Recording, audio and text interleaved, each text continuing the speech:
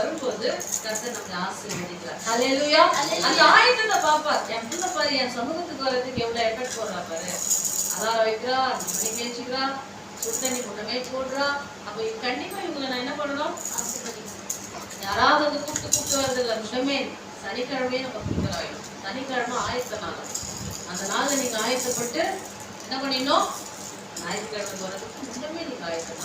அப்படி எந்த ஆத்மா கர்த்தரை தேடுதோ அந்த ஆத்மா மேல கர்த்தர் பிரியமா இருப்பார்.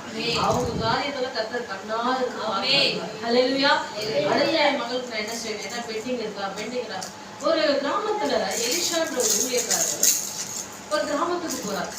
அவ பேர் வந்து சுனேமியா. என்ன பேர்? அவ வந்து நல்ல தேவ பக்தி உள்ள ஒரு பெண்ணா இருக்கா. ஆனா எப்பெல்லாம் இந்த எலிஷான்ற ஊழியக்காரர் அவங்க வீட்டுக்கு போவாரோ அப்பெல்லாம் அவ மேல் வீட்டுல ஒரு அறை இந்த மாதிரி கட்டிட்டு யாராவது ஊழியக்காரங்க வந்து அந்த அறையில தங்கி வச்சு அவங்களுக்கு போஜனம் கொடுப்பாங்க, சாப்பாடு கொடுப்பாங்க. சோ அந்த ஊழியக்காரர் அங்க தங்கி ரொம்ப தூரம் பிரயாணம் பண்ணா இலைப்பாரி அவங்க இருக்க வேண்டிய நாள் வரைக்கும் இருந்துட்டு போவாங்க. அது வரைக்கும் ரொம்ப அன்பா பராமரிக்க ஒரு பெண்ணா இருந்தா. அப்போ இவருடைய பராமரிப்பு, இவருடைய நற்குணங்கள், இவ வந்து ஊழியக்காரங்களுக்கு கொடுக்குற அந்த ரெஸ்பெக்ட், கர்த்தருக்கு பயப்படுற அந்த பயம், இதெல்லாமே பார்த்த எலிஷா அன்னைக்கு இருந்த காலகட்டத்துல இந்த எருசலேம் பட்டணத்திலேயே அந்த எருசலேமிலே மிகப்பெரிய ஒரு தீர்க்கதரிசி யாரு? இந்த எலிஷா. எலிஷா ஒரு வார்த்தை சொன்னா செத்தவங்க கூட உயிரோடு எழுப்பிடும். அப்பேற்பட்ட ஒரு தீர்க்கதரிசி. எலிஷா சொன்னா வானத்துல இருந்து அக்கினி வந்தாலும் வரும், பூமி பறக்கனாலும் பொழுதுரும். அவ்வளோ வல்லமை கர்த்தர் அவனுக்கு கொடுத்திருக்காரு. இந்த எலிஷா அந்த வீட்டுல போய் தங்கி இருக்கிறார். ஊழியத்துக்காக போறாரு மீட்டிங்க்கு.